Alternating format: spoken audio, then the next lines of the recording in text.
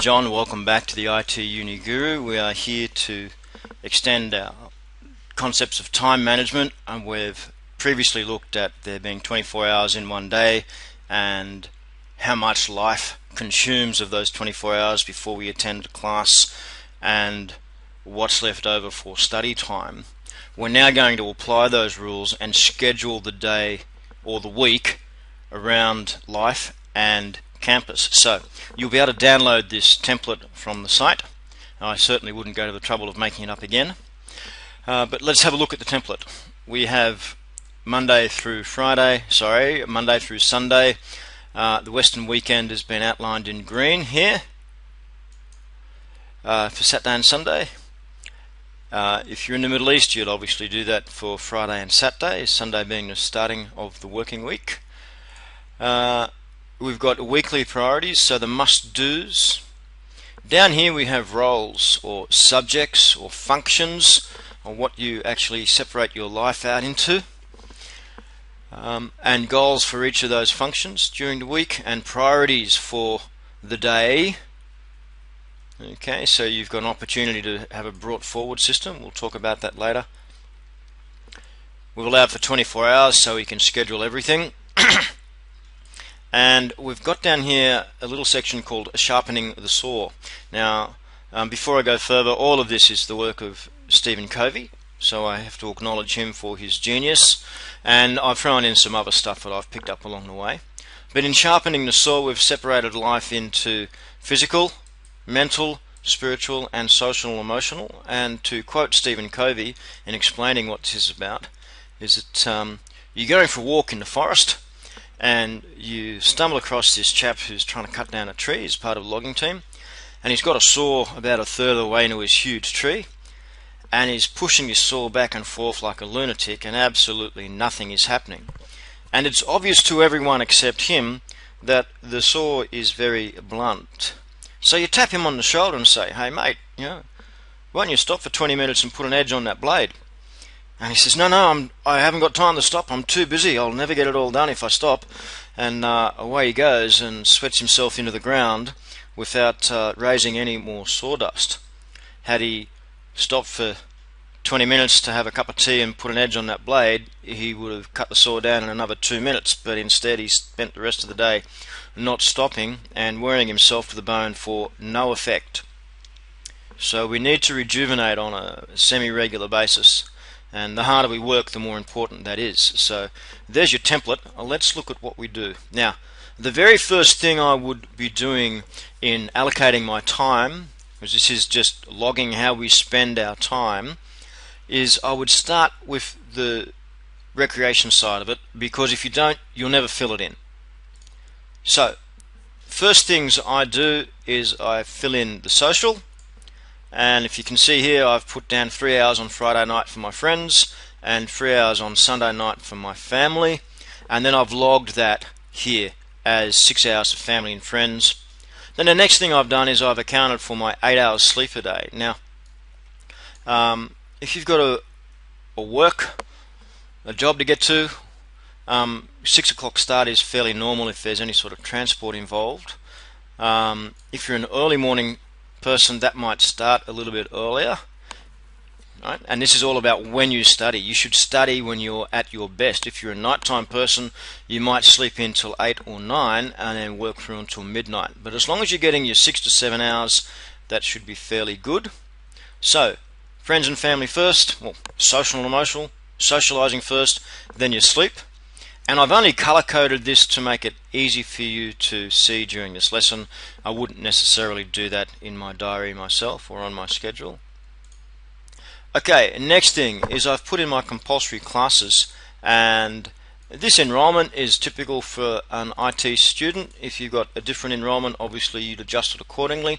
4 subjects makes you a full-time student: stats, accounting, law, and information systems.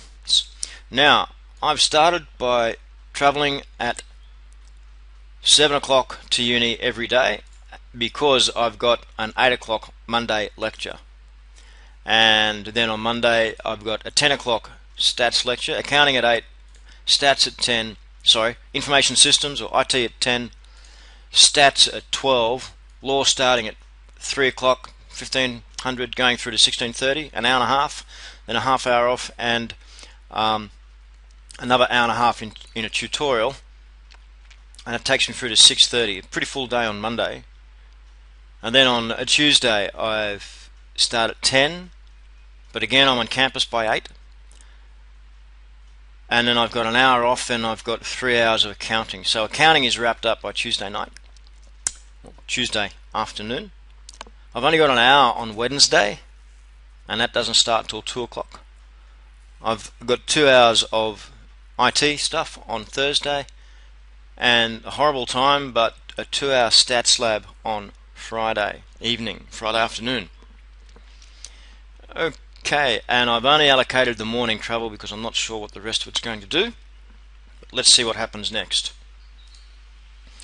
Okay, I've filled in the rest of the compulsory stuff, and this includes my physical stuff. Okay, I've got an hour for my physical things with a day's break in between. That's 4 hours a week in the gym. And I've figured out my evening travel. I've got a Saturday morning part-time job that takes me from 10 till 2 in the afternoon, 10 in the morning till 2 in the afternoon. I've got an hour's travel either side of that. I go to uni because this is where the gym is on campus, Sunday morning, and get my last hour for the week of physical stuff. Then I've got an hour of spiritual stuff Sunday morning. And then I've filled in my travel. Okay, I'm leaving campus at 7 o'clock at night. So I'm getting there at 8 and I'm leaving at 7, except on Fridays, because Fridays is my my washing day, and I need to get home early to sort out my washing before I go out to the pub with the boys to have a couple of cordials and shoot some pool, or go to the movies, or whatever we're doing. Now, here's the beginning of the really good stuff. Okay, notice when I'm traveling, I've actually got travel and read. Travel and read. Everywhere I'm traveling, I'm reading, except on the weekends. Well, even sometimes on the weekends. Washing, I've got laundry and... Okay, well, we've actually got an automatic washing machine, and it takes about 20 minutes to do a cycle. And you don't have to stand physically over the washing machine to instruct it and supervise it to make sure that the clothes get washed. You can load the washing machine with your clothes in the powder, and then there's 5 minutes. Then for the next 15 minutes before you need to take the clothes out, you can wander into your room or somewhere quiet in the house and be reading while you're washing. This is what we call concurrent activity. Now, if you've got an hour's travel, you wouldn't expect to get an hour's quality reading. If you can get 30 to 40 minutes quality reading time, we're starting to pick up on something here, aren't we? Now, you can do that throughout. There's many times during the week where you can be doing more than one thing effectively, right? Effectively than you might otherwise be doing. Now, the next thing is to see what unallocated time we have and where we're going to be during that unallocated time. So let's have a look at this. Okay. Well, I've squeezed in 40 minutes of recreational reading per day, and I've called that mentally sharpening a saw. So that comes to 4.6 hours a week of reading. I've got 1 hour of spiritual stuff on a Sunday morning. I've got 6 hours of friends and family, so that's 15.6 hours a week. Okay, and nearly 2 working days of sharpening my saw, so it should keep me fairly well relaxed and tuned in to be able to work hard at my academics. Next, look what I've done here. I've actually just done a quick count of what I'm doing and where I'm at. So I've got unallocated hours for each day, and I've separated that between locations. So on Monday I have 3 hours of unallocated time on campus, 7 hours of unallocated time on campus on Tuesday, 9 hours of unallocated time on Wednesday, Thursday, but only 5 hours of unallocated time on Friday. No unallocated time on campus on the weekends because I don't go there other than to the gym on Sunday morning. And I've got an hour and a half Monday through Thursday of unallocated time at home, 1 unallocated hour because I'm actually doing my laundry on Fridays, and 7 unallocated hours on Saturday and Sunday. Okay, let's revise what we did earlier. And the 10-hour rule states that if you have one subject, you need to do 10 hours of work for that subject, including attending classes. So if you have 4 hours of contact time, that means you have to study 6 hours per subject. Okay, if we allow for 4 subjects and 40 hours, if I have 54 hours of unallocated time throughout the week, I have still, in addition to that, 29 hours spare after that unallocated time. So I should be able to squeeze in, and I've set this up so I'll be doing the bulk of my work on campus and a little bit of study at home, not too much. So there you go, you'd have 29 hours spare with a part-time job, 4 hours in the gym, and heaps of time in class, and quite a bit of time lost to travel. What if I did the 3-hour rule, where 3 hours per every hour of contact? 3 hours of study for every hour of contact, which is borderline very disciplined. I'm still left with 9 hours spare for myself, including the 15.6 hours of recreation and sharpening the saw. Let's just see what happens next. If I did the 4-hour rule, I'm all of a sudden 6 hours short on this timetable. So if I was eager enough or crazy enough to consider applying the 4-hour rule, something out of here would have to give. Personally, I wouldn't be giving too much out of the physical stuff, because that keeps you able to do it, but something along here might have to go. You might lose a couple of hours of your recreational reading, you might lose a couple of hours of your social stuff, you might lose 1 hour of this. Yeah, interesting. So if you're going to try and apply the 4-hour rule on this timetable, something has to change, something has to give. And so it suggests to me that it's unsustainable. Now, the other key point is, when are you at your best? What if you're at your best earliest in the morning? Well, that would be the best time for you to do your academic study, wouldn't it? Well, what if you're best at night? What if you're a real night owl? Well, you'd want to be doing your best study, your hardest work, late at night. Let's look at the following page.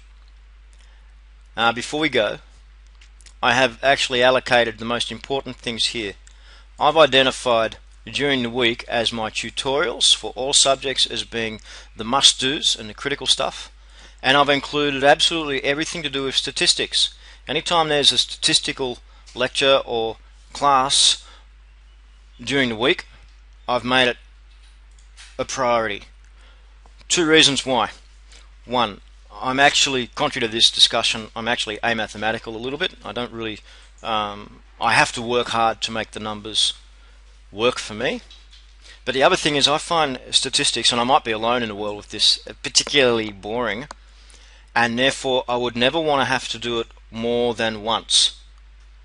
Okay, so to avoid doing it more than once, in this particular semester, I'm going to work the hardest I possibly can on my stats so that I never have to do it again. It's tough enough to do once, it'll be torturous to do more than once. So be fair to yourself and work hardest at your weakest subjects, or the areas that you find to be least enjoyable, and you won't be backing up for a second crack at it.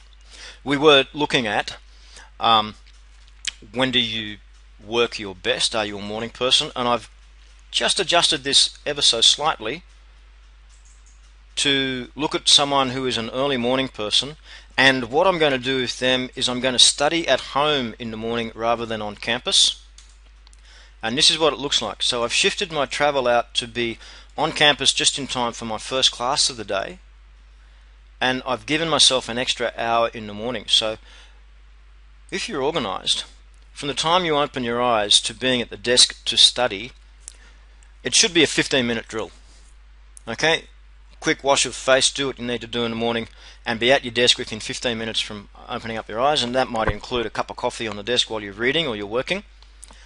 But since it's not such a rush after Monday, because we've got a reasonably early start on Monday for that accounting lecture, I can be doing a very high quality more than 3 hours before I have to leave on Tuesday, and I can probably have the bulk of my daily studies done again before I leave on Wednesdays, a really high quality 3 hours Thursdays, and probably all of my learning academic stuff done before I get to the train on Friday. Okay, I'd reverse this if I was a night owl. I might sleep in right until I have to get out of the house, say 8 o'clock most days, and probably do a bit of work there because it's a late start, and maybe work through to midnight. As long as I'm getting my 6 to 7 hours sleep, it's doable. And you've got to know yourself to know when to study best. Now, there's some knowledge out there that reckons that if you study on campus, you'll get 3 times more work done than you would if you study at home, unless you live alone, because you have things like family you can go and talk to, a fridge you can go and sit in front of and devour, a television. All of the distractions that come with a home aren't there. And if you go to a library, it's quiet, courtesy of the librarians, and everyone else is heads down and working. So if you actually work between your classes, it will go a long way. Okay, we'll talk more about that in the next session. Thank you for your time. This has been John from the IT Gurus, and we'll look at how to study in the next session.